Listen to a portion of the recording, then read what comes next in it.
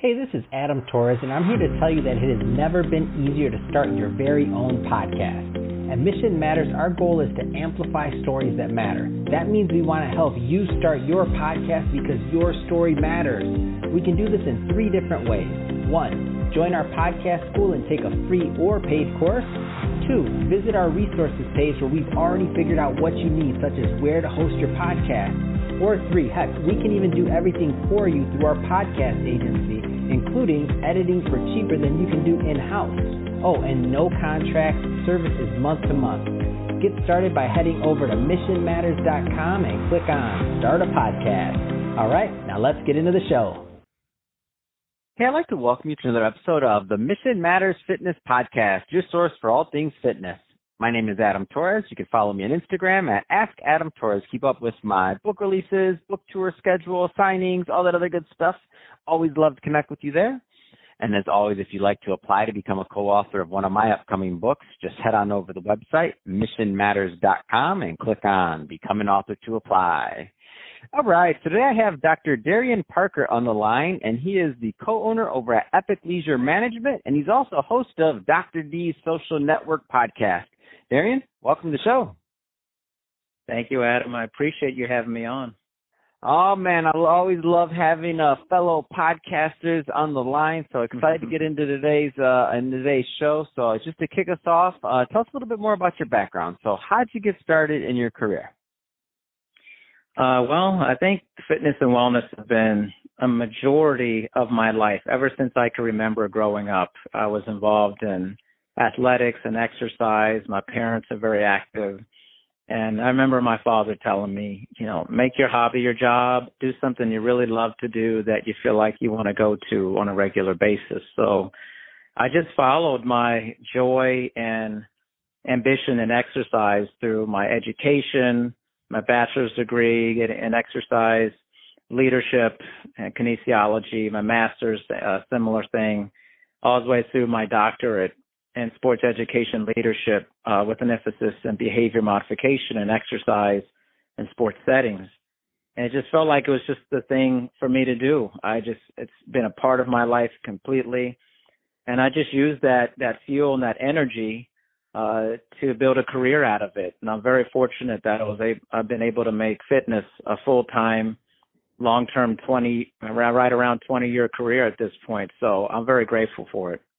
Man, that's awesome. I love this, and I love success stories like this. Let's go a little bit. I want to go further into the business. So tell us a little bit more about what you're doing over at Epic Leisure Management, please.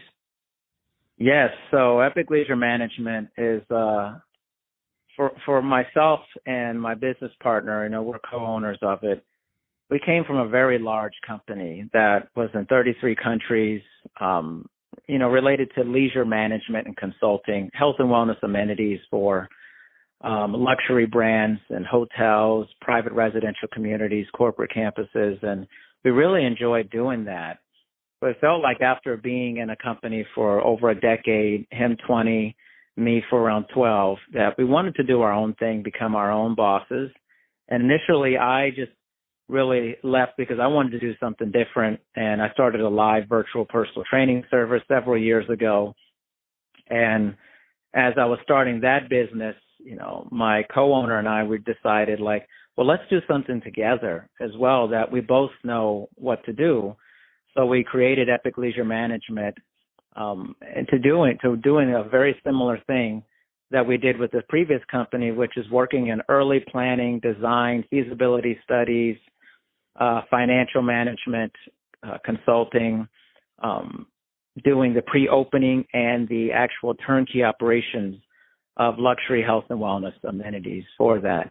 And the goal was to be small on purpose, to not be a gigantic company, to be a company that could focus on the people that we're working with, to focus the time on the employees that we have, and to really love them, care about them, and be able to give them a quality experience and a productive experience without being a giant corporation for that. So we really have spent a lot of time focusing on people first and making sure that we're providing the best possible human-based experience for people.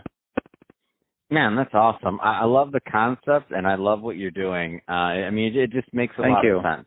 Can you tell us a little bit more about just the overall market that you're working in? Because there's some people listening right now that are, some are fitness enthusiasts, some are aspiring to get into the business of fitness, and so can you talk a little bit more about the market? Because I think one of the important things here is that you've been doing, as you mentioned, 20 years or so, or maybe more, and you've managed to make a nice, thriving career. What kind of advice would you give to that person that's out there listening that wants to kind of maybe do the same?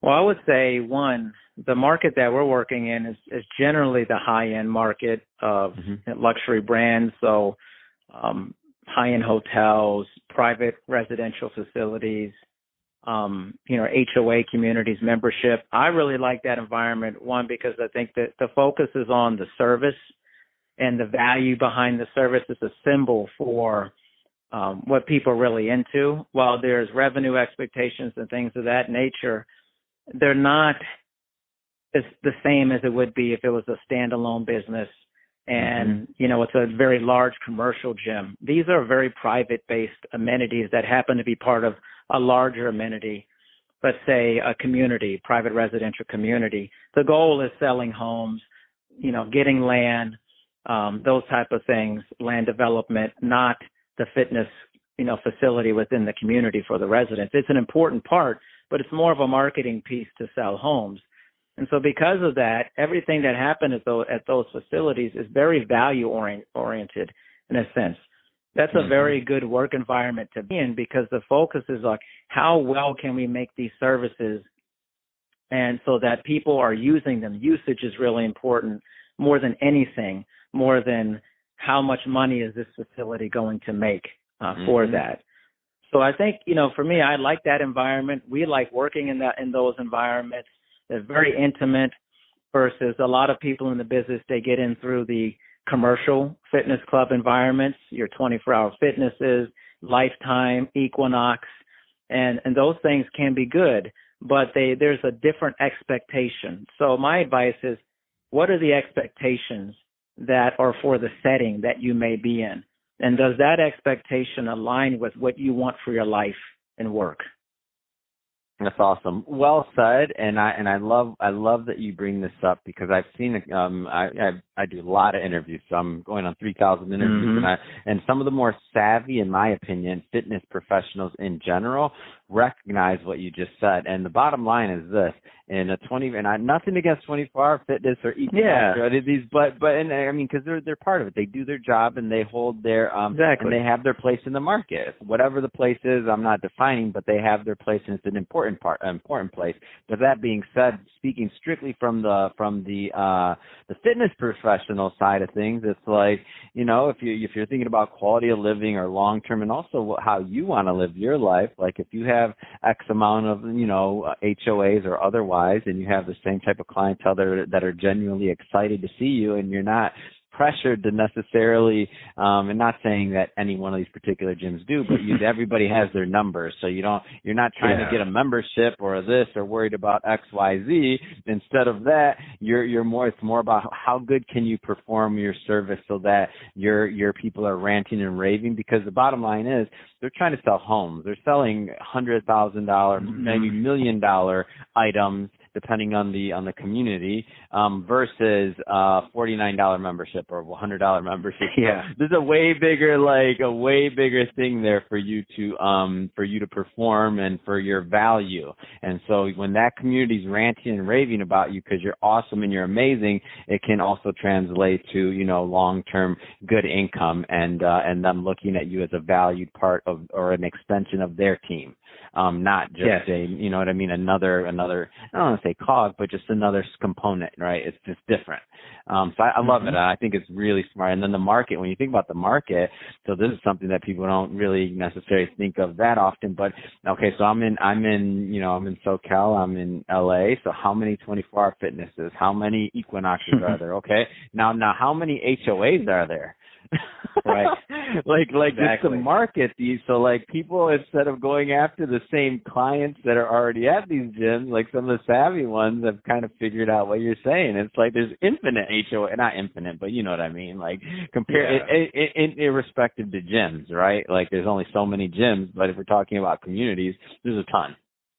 So I love what you're doing. I think it makes a lot of sense. Thank you. And I love the platform that you've created. So let's close out by talking a little bit more about your podcast. So I love promoting other podcasters and shows to my audience.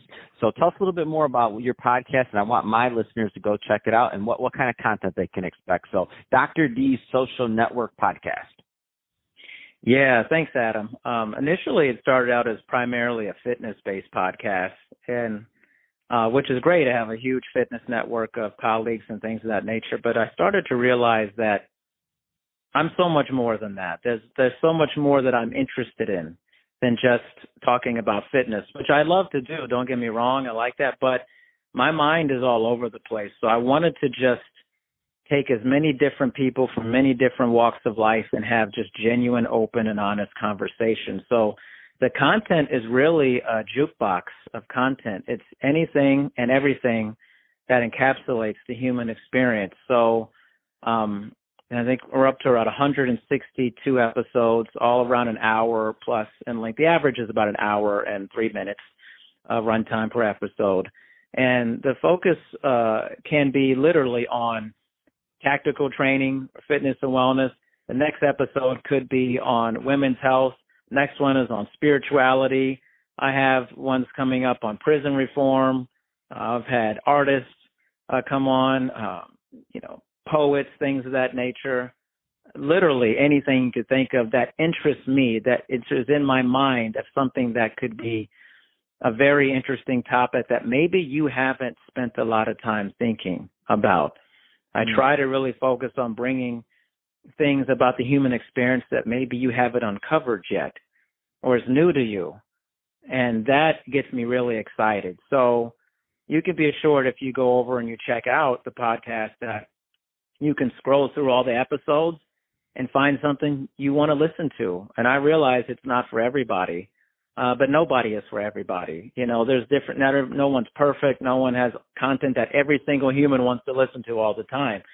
So I just try to provide. Except for missionmatters.com. Everybody can. Okay, well, we're not going to start. Well, I was just I had to do it to you. I'm sorry. Go ahead. He did.